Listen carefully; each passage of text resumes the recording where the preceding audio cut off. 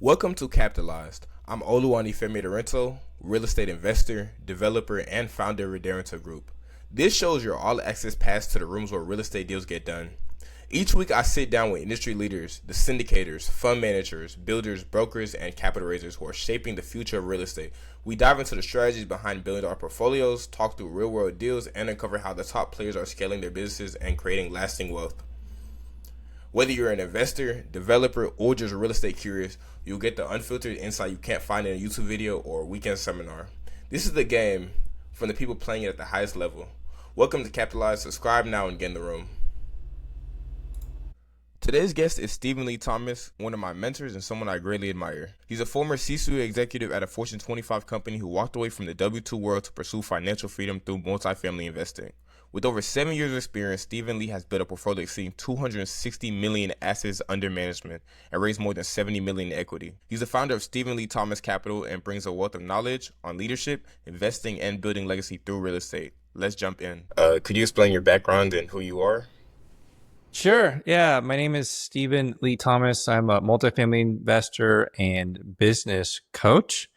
My background, it's a very long story, but I'll do my best to make it short. Um, so my first venture into real estate, you want to start there, Nife?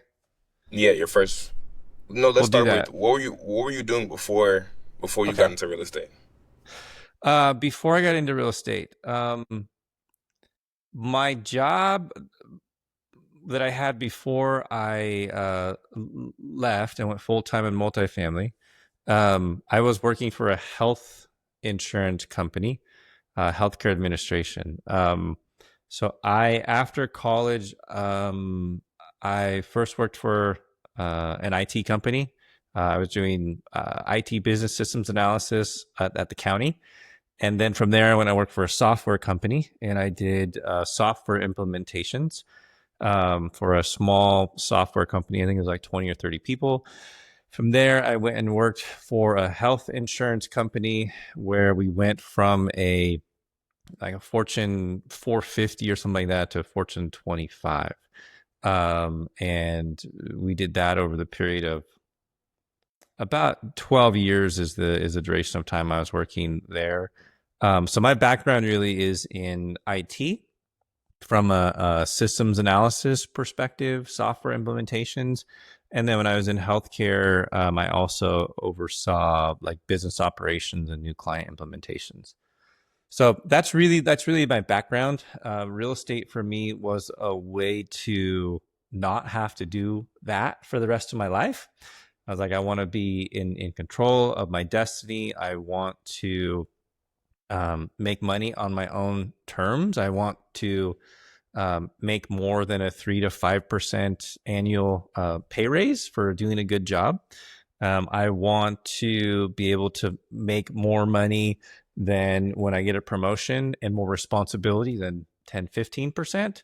And so this road just kept leading me back to real estate. And a long story short, I ended up in multifamily doing apartments just because of the scalability and the magnitude that's out there, as opposed to all the other options I looked at What from a real intro, estate perspective. what introduced you into real estate, or what was the turning point that made you go into multifamily specifically out of all the other options you could have chose? Yeah, so I finally got to a point where my wife and I were making enough money that we had some money to invest. And it's like, well, what do we want to do? Do we just put all of it in the stock market, the 401k, which is all well and good, but it's not really diversified at that point. Yeah. So that's when it's like, well, let's get into real estate. And all we really knew was single family homes, rentals. So we looked into that. And what we ended up doing is we ended up buying a house. An older house. It was almost 100 years old. It had been a rental. And we said, why don't we buy it? We'll kind of fix and flip it. And what we ended up doing is we sold our other house. We'll save some money. We'll downsize. We'll move into this place, and it was a nightmare. It took forever to get the work done. We moved in and there was boxes of stuff still stacked up. I was trying to like track down contractors all the time. And we dumped so much money into this property. And then when we went to sell it, my real estate agent said, you guys did a great job, but you over improved. And I was like, we did what? And he Wow. said, you over improved. Nobody else has put this much, effort for the most part in this neighborhood. So you're not going to get a dollar for dollar return on your investment. I'm like, well, that sucks. Um, and so kind of in that process, I was looking for other things, and I knew I didn't want to chase down contractors and do flips. Yeah. I did the math on how many single family homes am I going to have to like buy and rent, and the amount of equity it was going to take me to do that. And I'm like, I'm going to need like at least 100 houses. A lot. That's I'll be dead by the time I get there. And then just by going through like tons of podcasts and reading, I came across multifamily investing using a syndication model, and I just never looked back at that point. And that was 7.5 years ago. So you've been doing this for 7 years? Yeah, I'm in my eighth. I'm in my eighth year, so I started doing it November 2000 2017, I think, is when I started. Yeah. Did you start as a limited partner or a general partner? So I started as a limited partner. I actually joined a program, a Okay. mentorship program. My intention was to become a general partner. A general partner is a person who's out there finding the deals, doing the underwriting, doing the asset management, finding investors. There's a lot that goes into it. But at the Yeah. time, I had that house we were flipping. I was working for that company where we had we were growing crazy. So the company was doing acquisitions, lots of implementations.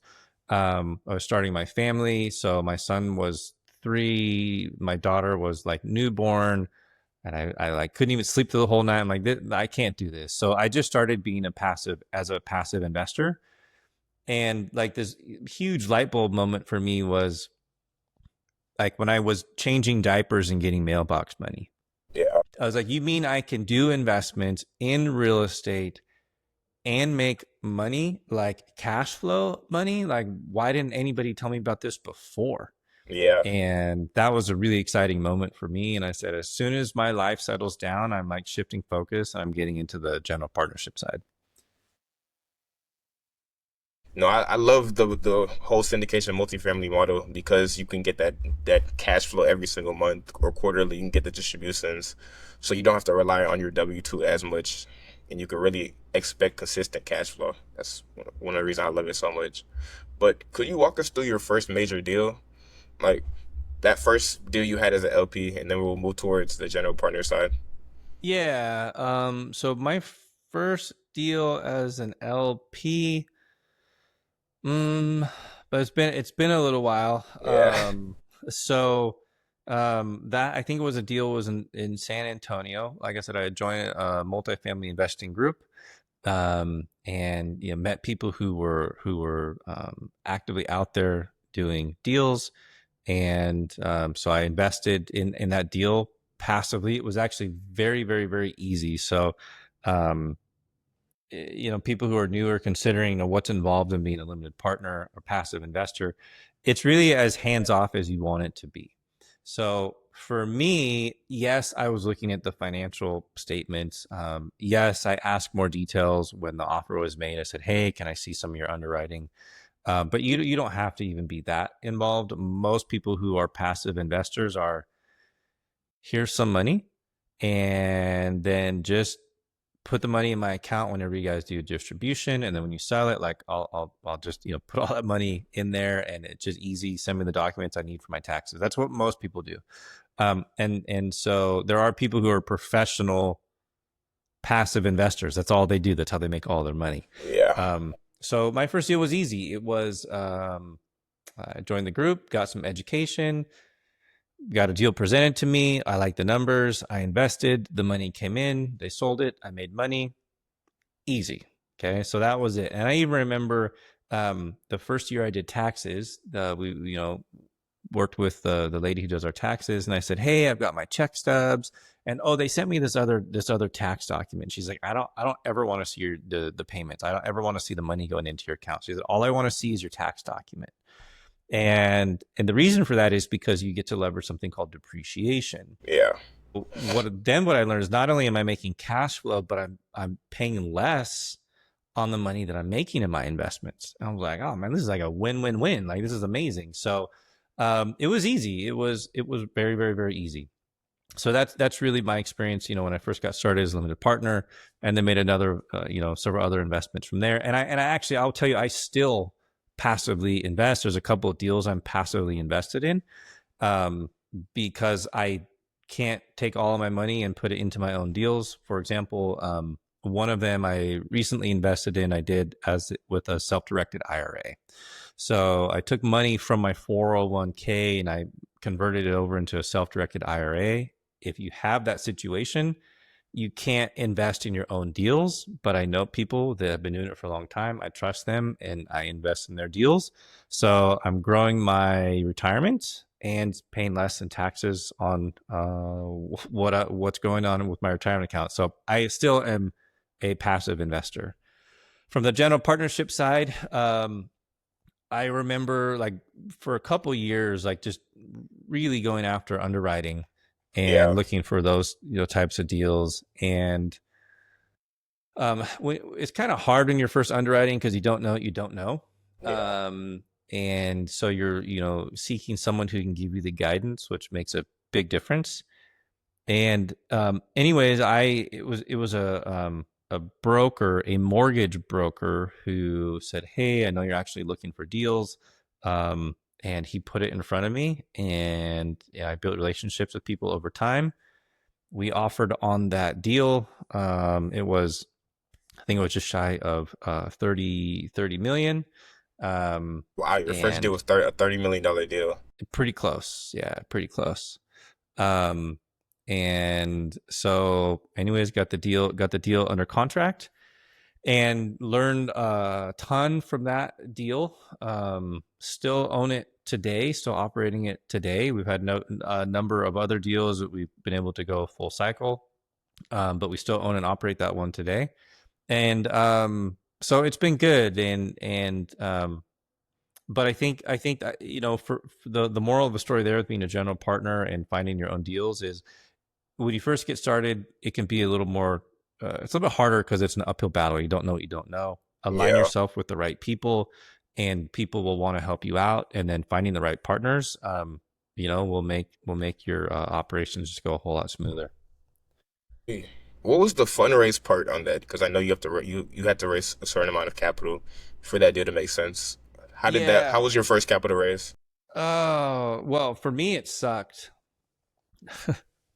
I was not, I had no clue what I was doing when it came to raising capital at first. And I think the overall capital raise for that deal was, I think it was about somewhere between 9 and 10 million. Maybe it was, I think about $9 million for that Nine, capital 10. raise. What was the leverage on the deal? 75% Yeah. was that, was the leverage there. Um, and so it was really interesting. So I'd gone to these networking events and I listened to the advice of build a database of investors. So I literally built a database, like I built an access database.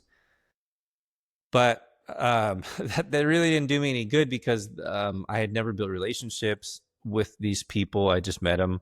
I had never had a conversation with them. I had never built any trust with them. I had never even asked them if I had a deal, if they'd be interested in raising capital. But I didn't know any of these things. And so when I went to raise capital for that first deal, I had one person that raised their hand. I raised 50,000. And I went to my partner. I was like, "Oh man, like I suck." And like, you know what? It takes time. Don't worry. We got you. And so, like, one partner raised 2.5 million, and then one of the other guys raised almost all the other money. And I was like, Wow. "Wow, that's amazing." And he's really good at raising capital.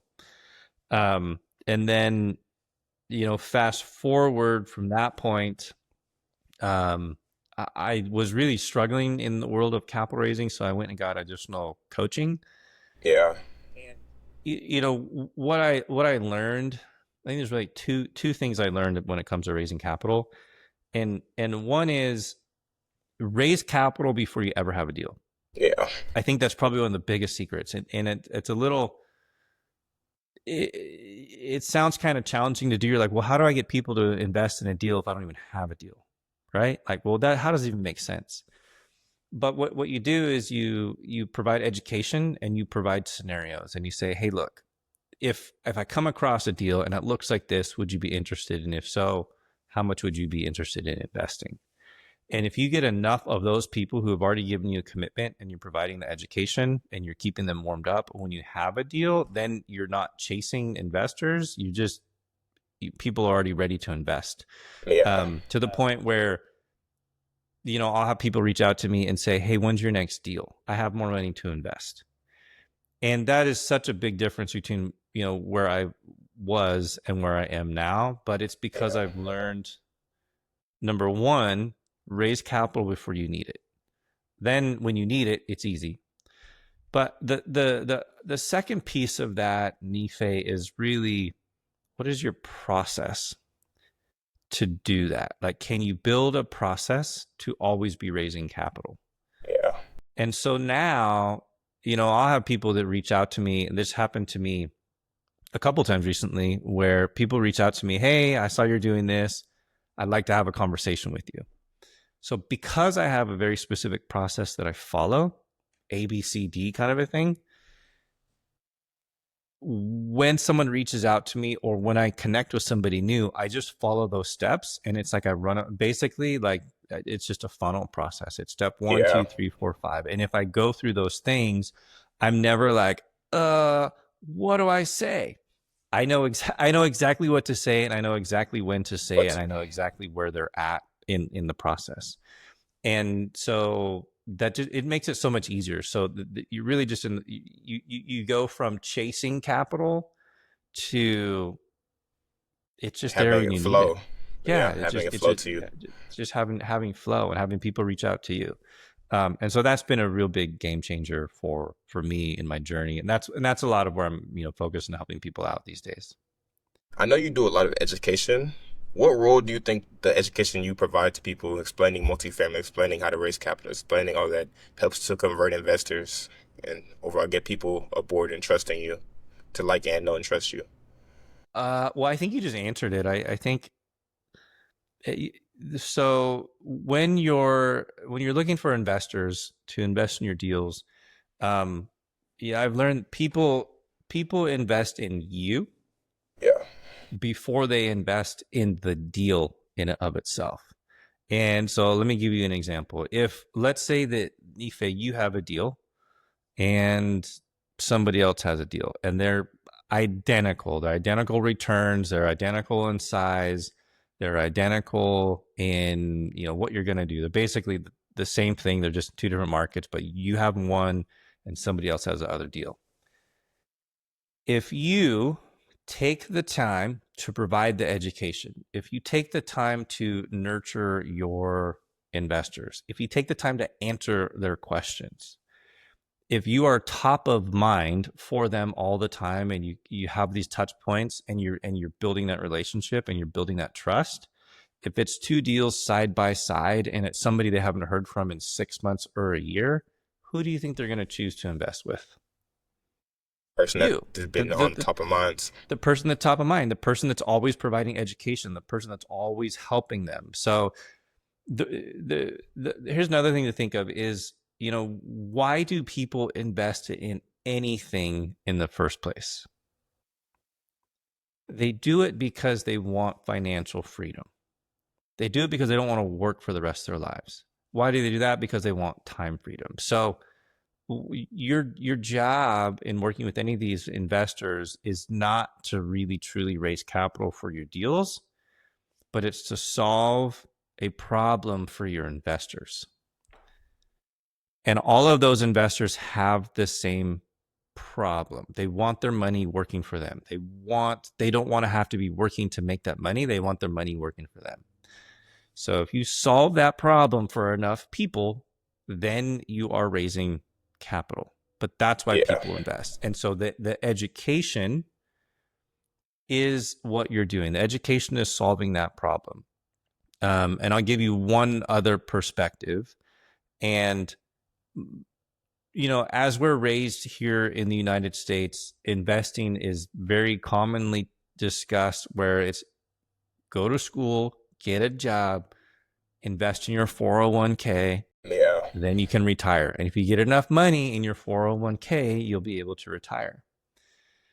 And what's interesting about that is we talk about that commonly, but so, like in my corporate career, I think it was Fidelity. But I don't know anything about investing in the stock market. This company's been around for a while. I just blindly give them my money and I cross my fingers and I hope it works. Yeah. Okay. And that's what all of us do. That's what all of us do. So now imagine being the person that says, hey, you don't have to do that. You can make better money here, pay less in taxes over here. So, but people have like a fear, and it's a very valid fear. But if what you're doing is providing the education and giving them enough that they can see these like stepping stones as this like roadmap of I can now move away from this traditional thing that I really don't know anything about, actually know more about apartment investing than I do about how my money works in the stock market. Again, you get somebody who's more comfortable and more likely to invest. Yeah. And that all leads back just to the education part. Once you explain to people, once they can understand it, they can realize this is a step towards their freedom. Yes. Yeah. Yeah. Help Yeah. them visualize that. There's like literally what you're doing is you're helping people visualize what would it look like if they were to invest with you. Yeah. That's what you're focused on. Okay, so for people that are a little bit more scared in that capital raising sector in that area, how do you frame the conversations with new people you meet and new people who just introduce it to them in the first place? Potential investors. Yeah. Um, so this one's hard. Yeah. There are some people who are just not interested, and that's okay. What I would recommend is you have to frame it up. Is somebody like the way like almost all of my presentations that I do, I will always open it up with some type of a opening statement where if you are open to this one idea, then everything else is going to fall into place. So if you're open to the fact that alternative investments are better than the stock market, then this webinar is going to be for you. Yeah. And if they're not, that's cool. They will fall off of they'll get off the webinar right away. They'll get out of the meetup right away. Okay. That's fine. So here's one of the things I've learned is it's a lot easier to take someone who's further down a path and fix a problem for them than teach them like everything they need to do to get to this point. And I'll give you another analogy here, and then we'll talk about it from an investor standpoint. If you can teach a race car driver how to drive around the track 1 to 2 seconds faster, it's worth $1 million. If you're teaching a teenager how to drive for the first time, maybe it's worth $100. Maybe it's worth $50. It's not really worth a lot. Okay. Yeah. And it's going to be more frustrating. It's going to be more challenging. Now, so think of that in the world of finding passive investors. You probably don't want to find somebody who's never invested a dollar in their life. Yeah. Because you have your path is so much further and they're going to be way more like skeptical. But if you can find someone who's been investing and they have maybe had challenges, for example, in the stock market, and so they've already got 2, 3, 4, 500,000, $1 million, invested someplace, but they have a pain point. They want to accelerate how much they're making in their retirement. They want to pay less in taxes on what's going to happen to them in retirement. So if you take that person, you don't have to go and teach all this other stuff about this world of investing. You just teach how to get away from that pain point. You teach them how to drive around the racetrack faster. So that is a way more successful conversation than let me teach you everything there is to know about the world of investing, and then I will take you down this other path. And that's how I like to frame up my conversation. It just makes it a lot easier. And I didn't start there at first. At first I was like, Anybody. I'll help anybody invest in apartment deals, and it's hard to deliver that message. The people who I've been really connecting with lately, the people who have just been reaching out to me, are those exact people. The people who are in corporate America. They already like the idea of real estate, but they don't have the Yeah. time to do it. You don't have the So time they or the knowledge. Yep. So they've already educated themselves on that real estate is a good investment. They already work and have a good job. They've already been doing investments. They have this pain point of, how do I get into real estate investing with such limited time? Yeah. Solve that problem for them. Like that's an easy. You're taking 2 seconds off of their lap time, and that's a way more effective approach than, like, I go back to like teaching them absolutely everything about it.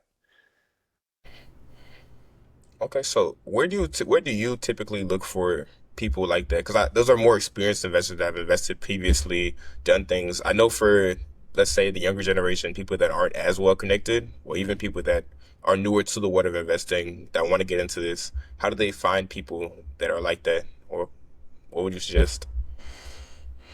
Yeah. So the question is really like, how do you find investors to have those conversations with, potential investors to have those conversations with? Yeah, but more so the ones that are experienced. It's in your messaging. It truly is in your messaging. And so when I say that, I'm talking about like leveraging social media. So we live in a world where we all consume social media, Yeah, but so it could be on YouTube, it could be Facebook, it could be Instagram, it could be LinkedIn, it could be TikTok.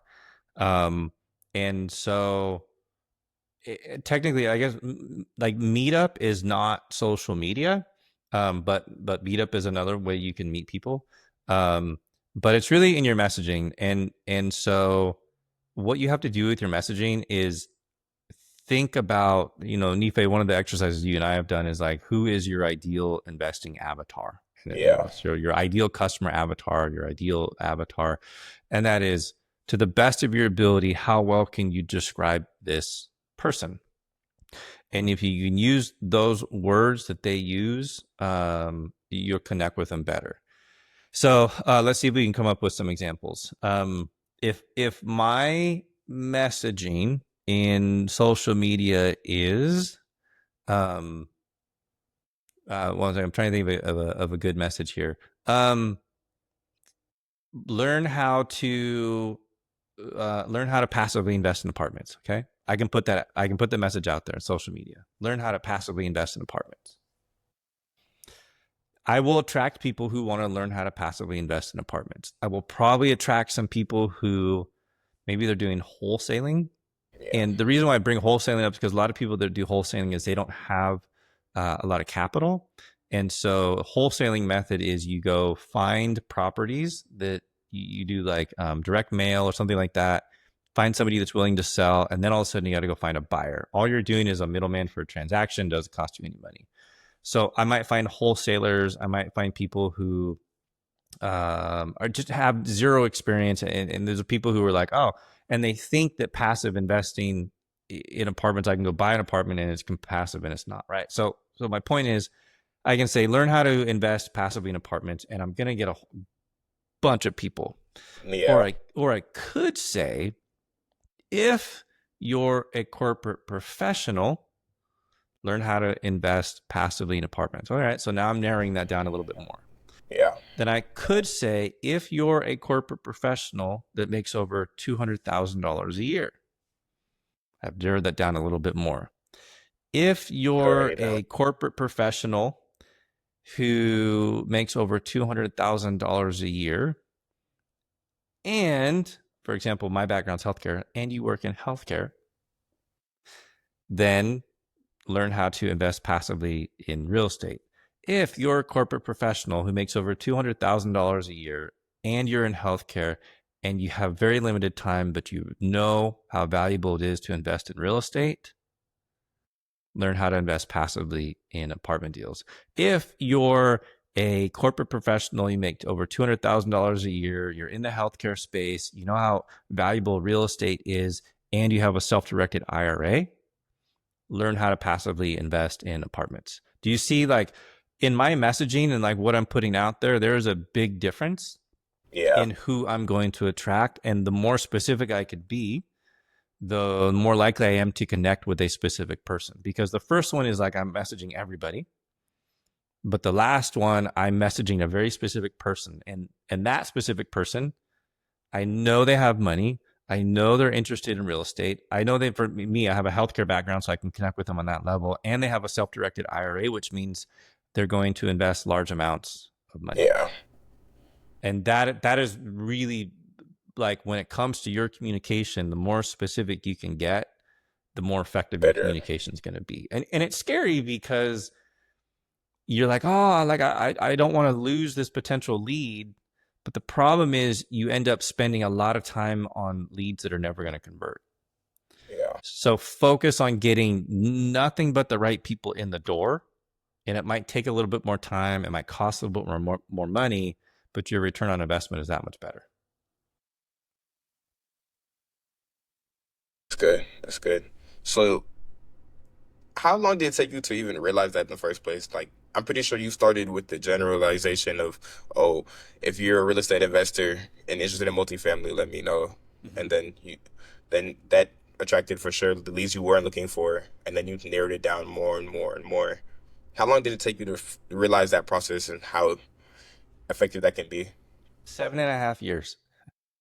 Not, maybe not that long, but I made it. I just made a commitment at one point. I'm like, I'm going to learn how to do this. Um, and so maybe it wasn't 7.5 years, but I'd say the first time I went to raise capital, I just, like, so here's like a box of business cards. Okay. That's all I had. I had business cards, very ineffective. But once I like started focusing on it and actually getting the coaching for it, it was still, honestly, it was still a few years. Um, but the problem was I didn't even know what questions to ask. I didn't even know how to frame up the question. And so, but it probably took me a few, honestly, that little lesson right there, it probably took me a few years to learn. Uh, Wow. yeah. And even now, like um, I still talk to my team. I'm like, okay, we have this message out there. This one seems to be resonating better than this one. Let me take this and tweak it a few different ways and see what works best. So we've learned that you have to refine your message, but we're always out there learning more about still the most effective way to communicate and find the exact person that we're looking for. Yeah, no, I agree. Okay. What's your approach to communicating during a hold period with your investors? How important is communication for you? When you have a deal, Yes, or when you already have investors? so communication's huge. Leading up to an investment, you want to be sharing with them what you're doing, the deals you're underwriting, even the deals that you passed on. You just, like, you've got their best interest in mind. So that's important. I would say you probably need to be doing at least once a month, but if you can do it twice a month, you need to be sending out some type of an update just on what you're doing, just to keep your investor database warm. Once you have a deal under contract, we generally will do like a once a month a once a month email that has the financials, it has a summary and overview of what's going on. And then maybe once a year or so, we'll do just a webinar that's like, hey, this is the state of the union with the deal. And then as you get closer to, you need to take an action on that deal. So maybe the deal is struggling a little bit, and then you got some headwinds. You're going to communicate more frequently. Maybe it's monthly, maybe it's every other month, or maybe you're getting close to selling a deal. You're giving them a play by play. So communication's huge. Like for me, it's over communicate, over communicate, over communicate, over communicate. Even if I can guarantee you, even if you're not hearing back from your investors, like you're like, man, I never hear anything from your investors. They are reading your emails. They are seeing what you're communicating. And that's a way better option than I haven't heard from this person I invested Yeah, $100,000 with in months. yeah, That is not anything you ever want to be in a situation. That's not good. But I'll tell you, like, even when things get bad, if you are good at communication, you explain everything that's going on. Um, it goes a really long way with your investors and helping them understand the situation rather than being frustrated.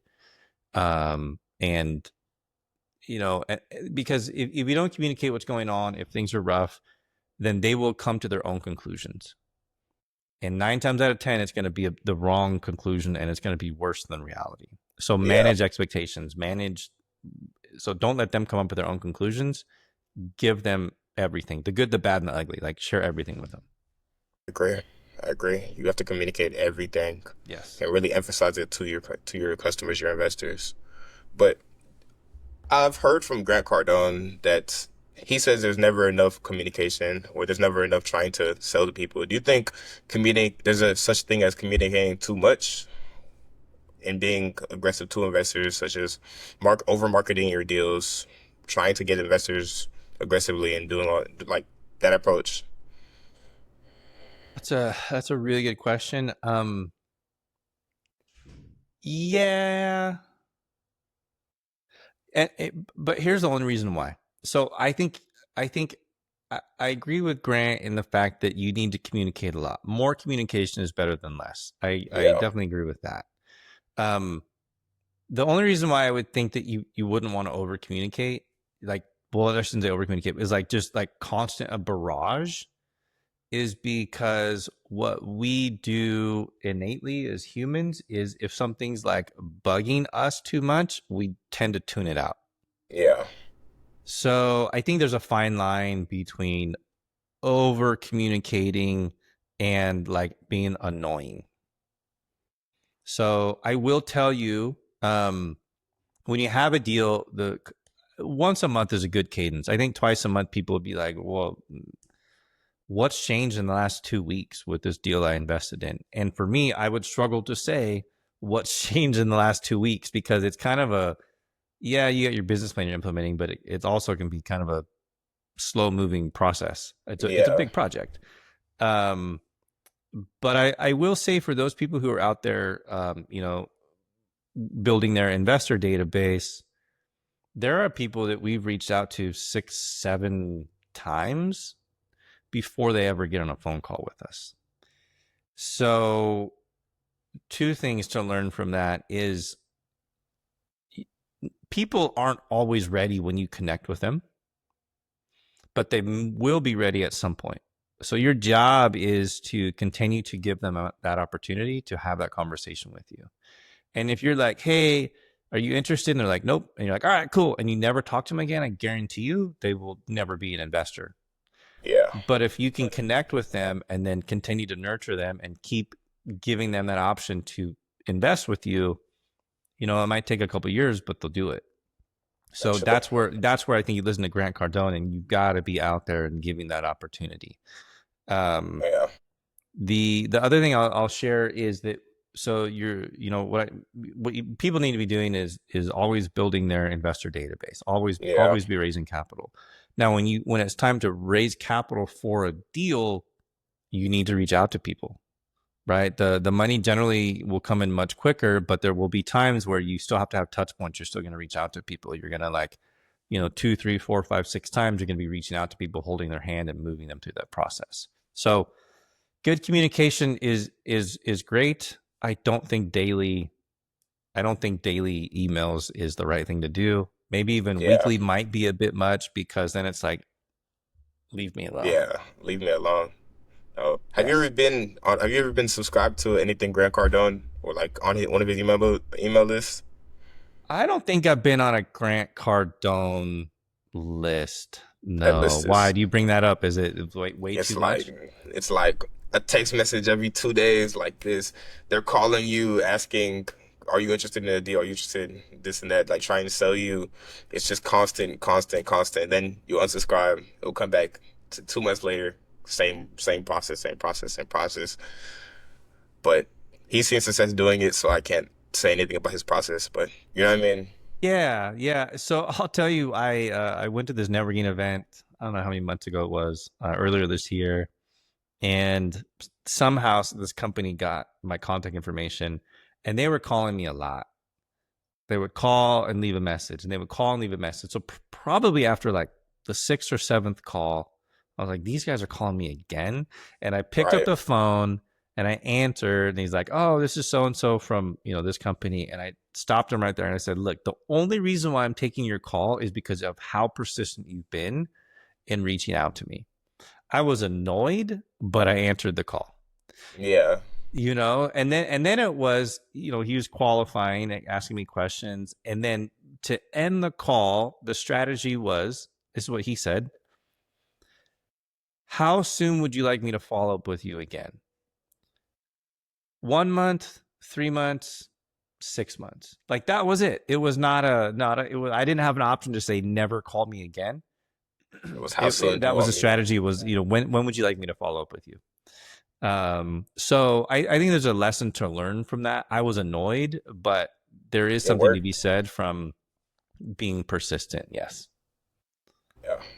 So do you think it should just be, if you do that approach, you should employ it based on the type of person, because some people might react to that in a negative way or be completely turned off from it. But there's other people that need that persistence for them to allow to get the education. Yeah, and I think you're gonna annoy people. So being diplomatic, like, you can't keep everybody happy. Like, Yeah. that's just the world. But there was someone else I ended up on a call with the other day. We got on the call, and he basically said the same thing to me. He's like, "Man, you guys are very persistent." And I said, because I was telling him, like, "Oh, I can see you join this community back in March or something." He's like, "You guys are really persistent. That's the only reason I'm on this call." And I was like, "All right, cool." And what was interesting about it is, like, 2 days later, I was hosting a webinar, and he was on that webinar, and then he was reaching out to me and asking me questions. So the persistence pays off. And I think as long as you frame it up and you're really just trying to help somebody be successful in whatever it is they're Yeah. doing, then they can get to the point where they appreciate it. If you're annoying and you just come across as annoying, then they're gonna get the hell out of my face. But so, like, for me, I think 6 or 7 touch points, and then I'm gonna leave somebody alone for a few months. But I think, but I think it comes down to, like, Yeah. when they're ready, and keep that in mind. The moral of the story is, don't give up easy. That's the moral of the story. Don't give up easy. Agree. Wow. Thank you. Okay. What do you think are the three biggest risks in multifamily currently? The three biggest risks in multifamily right now. Yeah. Then the three biggest opportunities. Um,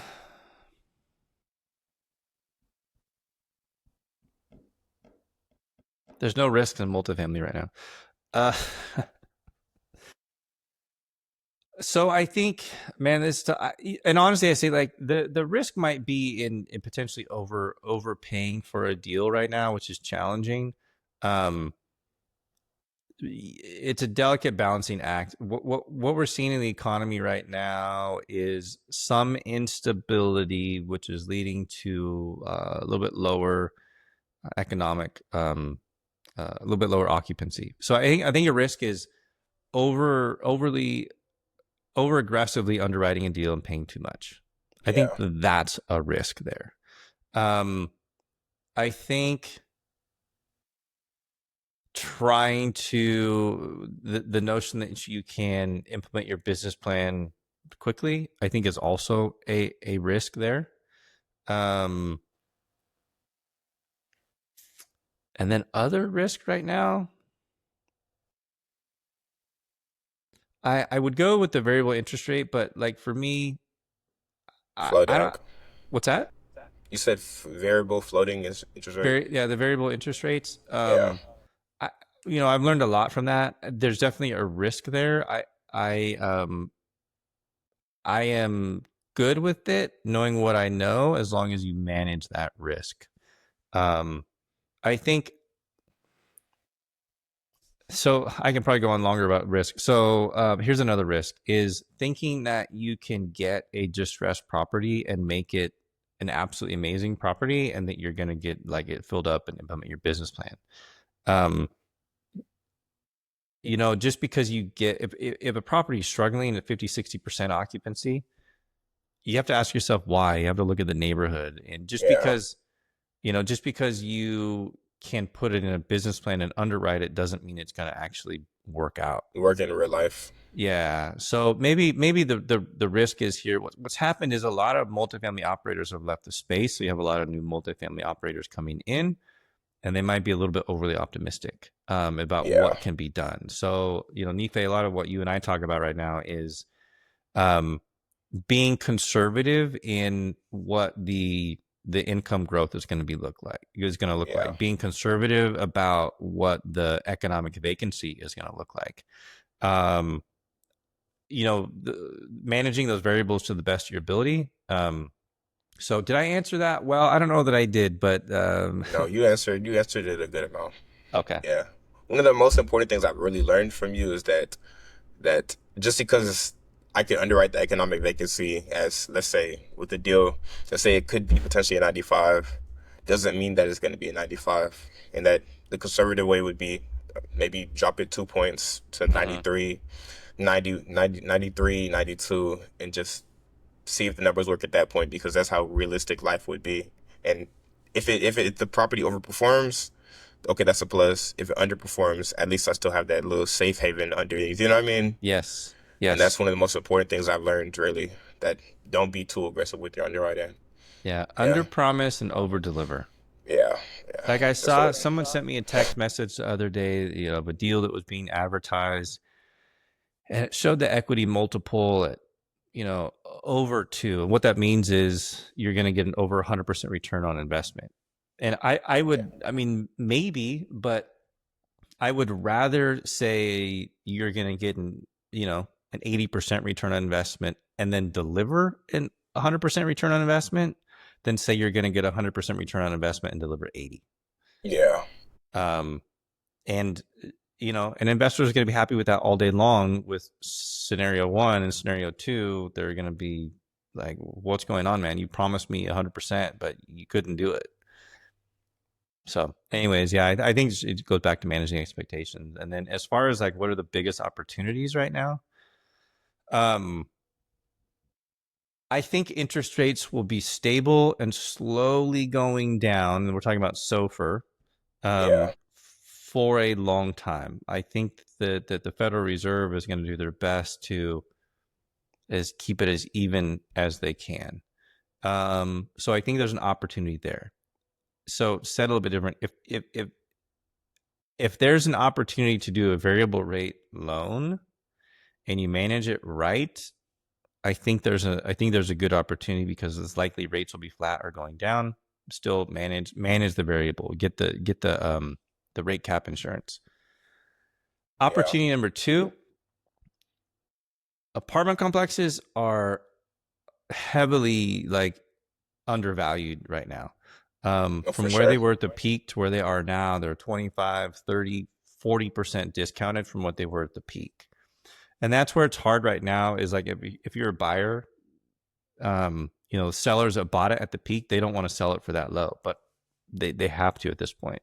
So buying stuff now is at a huge discount. You have to be careful that when you underwrite it, you don't think you can get more than what the market might support, but things are like hugely discounted.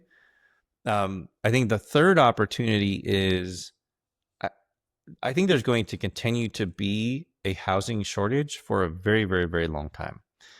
New construction slowed down a lot of places because of inflation. It's just so Yeah, expensive to build. So I think we're sitting in a good spot where I think rates will be stable for a long time. I think that apartments are highly discounted, and I think that there's basically going to be a housing shortage for probably like 10 years, for a very long yeah, time. And I'm going to throw in number four is, COVID drove inflation up a lot. And one of the things that's interesting is if you look at residential housing, it really hasn't come down. It went up a yeah. ton and it hasn't come down. And what happened is it priced a lot of People families out. out of ever owning a home. Yeah, There's now a whole generation of people that will never own a home, and they will have to rent. So there's a huge renter pool, and there are people who will just have to rent. And I personally know people who, if they would have bought before COVID, they would have been able to have a house. Now they may never have a house. So there's really opportunity number four there. So I think we're in a really, really, really good spot to buy apartment deals. Not a ton of deal flow, but I do think we're in a really good spot right now to buy deals. Do you agree with the notion that the nation is shifting towards more of a renter's nation, not a homeowner nation? That the American dream of owning a house is somewhat out of reach for a lot of people, and that presents a lot of opportunity in apartment investing. I do, yeah, I do agree with that. I think a lot of the younger generation um, is way more in the mindset of I can be more transient. So Yeah, live where you want to live. With once again with the pandemic, so many things went to work remote. Well, live where you want to live, um, and you can get a job working remote, doing a lot of things, and so then you can also be transient, meaning, well, I can live here, I can live here, I can live here, I can keep the same job, and I can move all over the place, and that lends itself better to renting. And the younger generation tends to wait longer to buy their first home. yeah, So I think what we'll see is, yeah, way less people interested in buying a home until they're well into their 30s. And then, and like I said, so many people have been priced out that they will live in an apartment someplace. And there's a lot that you don't have to deal with. When you live in an apartment, there's a lot you don't have to deal with that comes along with yeah, home ownership. There's a lot of pluses to it. So I think society as a whole, I agree, is making a shift. There's still going to be people who want the the home, but the people going to wait longer to buy a home. It's going to cost more money and other factors. So yeah, I think that also it definitely favors apartment complexes, and the population's growing. Right, yeah. like there is always a housing shortage. The population's growing. Like there is no other option. Everybody needs a So roof over their head. I agree. Yeah, that's another reason why apartment investing is so resilient because some everybody's gonna need somewhere to stay. It's such an important factor. Housing. Yeah. Okay. What have you had to unlearn as you scaled your company? What habits? Owner, like holding on to too much and letting my team take responsibility of things from an owner, as I scale my business. Um, so I think that's number one is empowering my team to make their own decisions and be okay with it. So because if I'm not careful, what'll happen is they won't make any decision without my approval, but then I become a bottleneck. So really just empowering my team to do that. And then the other thing I've had to unlearn is um, I'm trying to think of a better way to phrase this up. Have you ever heard of the expression fail fast, fail forward? Yeah. So it took me a long time to learn what that means. But in business, whatever it is you're doing, raising capital, the coaching that I'm doing, you have this idea and you want to like stick to it, and like it's the way, and you've got to figure out how to make this one thing work. But what you have to learn to do is fail as quickly as you can so that you can learn from it and do an iteration. So if you're like trying to be perfect in execution, you may never launch. Uh, Yeah. you may never get off the ground because it's like everything's got to be perfect. But the reality of it is, if you're far enough, like 60, 70, 80%, like you can just throw it out there and get feedback. That's way better off, because the faster you can put something out there and get feedback, the faster you can be like, if people are interested or they aren't. And Yeah. so we're literally to a point now where we will try something, and if we get enough interest, then we'll start building it. So we will present ideas and concepts before we've actually ever built something. And that took me a long time to get used to, because I'm gonna go build all this thing, whatever, like this funnel to get investors. I'm gonna go build this whole thing. I'll build this website. I'll build this page. And I would spend so much time doing that and so much money doing that only to put something out there for investors and it was crickets. Or Yeah. now what I'll do is I'll put something out there. I don't even have anything built. I don't have a new funnel built. I don't have the webinar even done.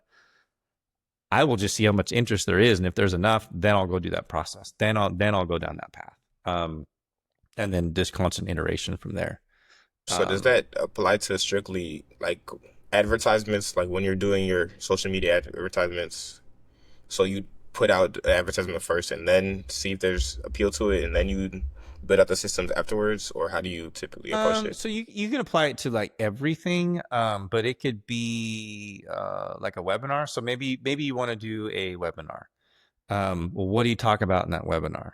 So sometimes what I'll do is I will just throw it out there to the community, like, hey, who'd be interested in learning about this?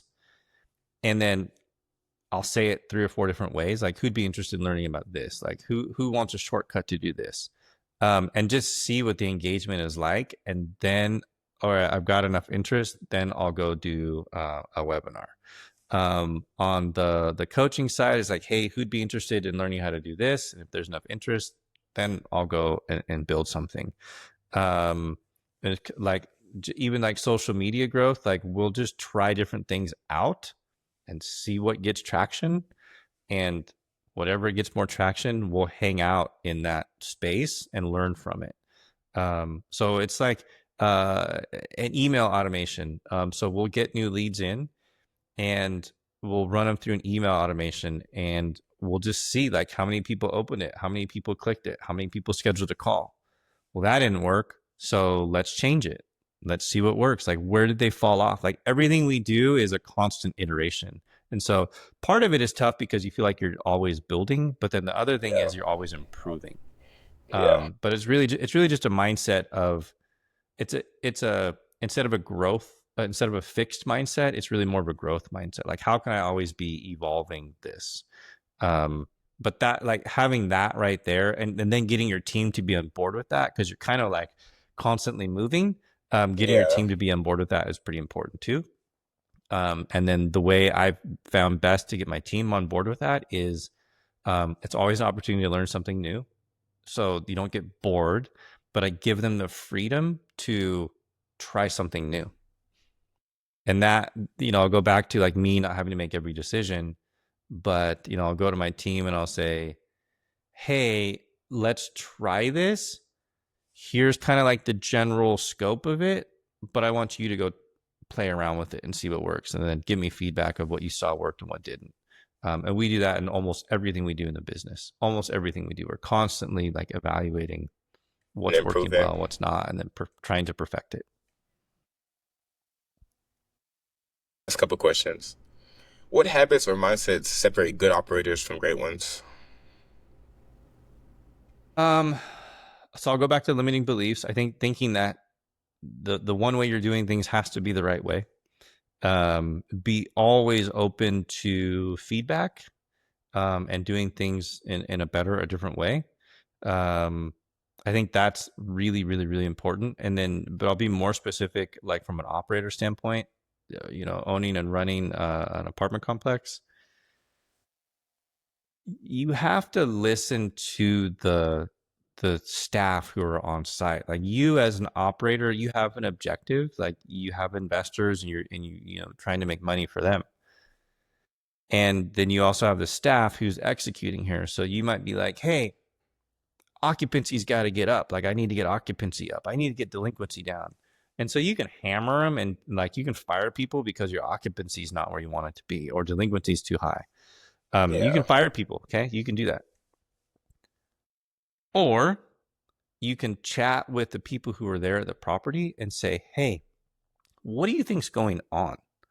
How do you think this could be fixed? Like, what are some ideas you have that you think would work well? As an asset manager, operator, there are people who are at the property every single day. You're not. Like, that's just the reality of it. You're not. And so giving them that voice to say, what would or what wouldn't work is big. Like, they do it all day long. So Yeah. So I think that probably is a huge differentiator. And, we were as a team, my partners and I, on one particular property, we were talking about how well the property's been doing from an asset management perspective. And someone who's really big in asset management said, "Hey, like, what do you think the difference is?" And our answer was, we empowered the staff.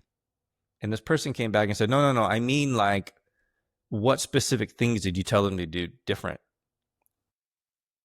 And then I saw that person and I said, it was not because we told them quit doing thing A or thing B. It's because we listened to them. It's because we gave them a voice. Yeah. That's what made the difference. And that's true. Like, I think that is a big differentiator. And I think that's just leadership in general, but being a good operator, I mean, yeah, like, I'm not saying give them all the rope and let them do whatever they want. That's not what I'm saying. But and the other thing I'll tell you is at that particular property, for that property management company, that particular staff won awards and got recognition for being the highest Amazing. performing, yeah, the highest performing staff within the organization.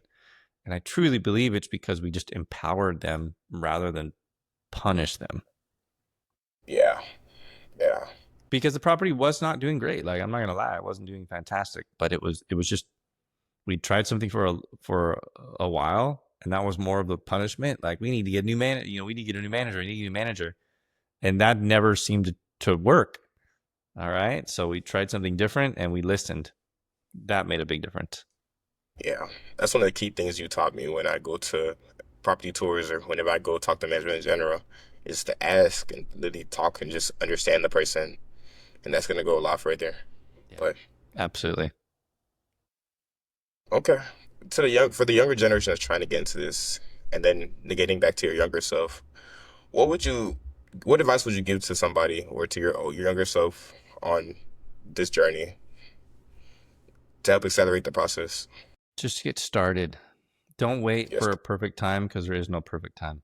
Just get started. Just like put one foot in front of the other, and just get started. The sooner, the better. I would also give yourself specific goals. I would sit down and I would write a 1 year goal and probably like a 10 year goal. And the reason for that is most people overestimate what they can do in 1 year, and then they underestimate what they can get done in 10 years. Yeah. So just get started, write out some clear goals of what you're trying to accomplish, and don't come up with excuses. All of us will always come up with excuses to not get started. The number one I hear is that the timing isn't right. I'm just waiting for fill in the blank. I'm waiting for this to happen. I'm waiting to get more time. I'm waiting to get more money. I'm waiting for something. Yeah. That's an excuse. We all have them. Knock that shit off. Just do something. That's the best advice I could give. And then also, like, the limiting beliefs we tell ourselves, like, oh, I'm not qualified.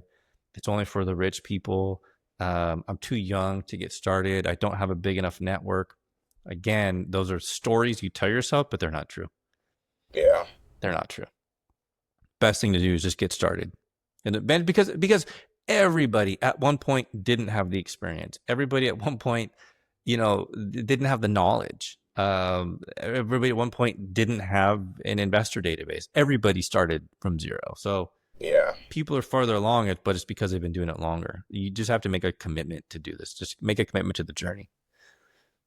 Keywords just get started. Literally just get started. Whether as an LP, GP, just get started. Yes, absolutely. And then last two questions. What was that feeling like when you first closed on your first property and was officially the owner of an apartment complex? That was amazing. There is definitely an identity shift that happens. It was really cool. It was really fun. It was really exciting. It's a moment in time you'll never forget. So go after it and go get that if you haven't got it done. It's really cool. Very fulfilling. Then last question. Why do you do this beyond the returns, beyond the money? Why do you do this?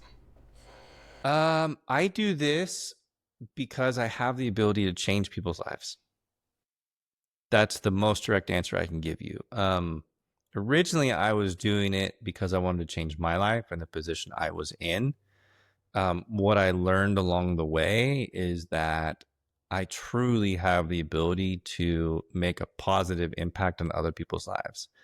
So Yeah, that is the people who live there at the properties. We make the communities better for them. Like we improve the living conditions for those people. The investors who invest in the deals, we have the opportunity to make lives better for them and give them that financial freedom and time with their families. And then for me, one of the things I've learned to do is I put myself in uncomfortable positions on purpose because I've learned that it helps me grow. And then what I get to do is, as a father, I get to, share that with my children and coach them through those uncomfortable situations. So by me stretching myself and becoming uncomfortable, I challenge myself. And when my children hit those hurdles, I share those experiences with them and I help them see a different vision of themselves. So on multiple playing fields, it's really about like how many people's lives can I impact and make better? And that's like that gives me the fuel, it gives me the fire to get up every day and just do this all day long. And I don't plan on ever stopping because it's a pretty rewarding feeling when you're going out and changing people's lives. It's pretty cool. yeah. Wow. No, like I recently met you. I don't know if you know where I met you off of, but I watched one of Um, your or I think you said it was no, on a no, no. YouTube video, right? Yeah, yeah, it was off your YouTube. I was just trying to learn a lot from it, or learn in general about multifamily and real estate in the first place, because I already previously had a background in development. But I watched one of your podcasts. I think it was with the 20 year olds. Do you know which one I'm talking about? Yeah, it Um, was. I don't Yeah, know. Who was it? Do you remember? I don't remember his name exactly, but in the description it was like how a 21-year-old owns the apartment complex or something, or is part of, Oh or yeah, general yeah, part yeah, on yeah, the. yeah. Kylan. Yeah. Uh-huh. Yeah, yeah. Off that video, I was like, okay, that's one of the first videos I watched, and that really gave me the motivation to keep doing what I'm doing and really learn because I'm a young person in the Uh-huh. space. You know what I mean? And even development, I've faced a lot of adversity. Faced a lot of challenges. But when I seen that somebody else that's similar age could do it, and then seeing that you were an avenue that could help me learn to do it, it just helped me a lot. So yeah, I'd like to say thank you so much. Yeah, Yeah, absolutely. Like I said, that's why I do it. I get to change people's lives. I get to help people out. And Kylan, he's doing well. I just talked to him a couple days ago. He's got some cool stuff really. he's working on. So if you haven't connected with him, I'm happy to connect you with him. But he's doing well. He's doing good in the space.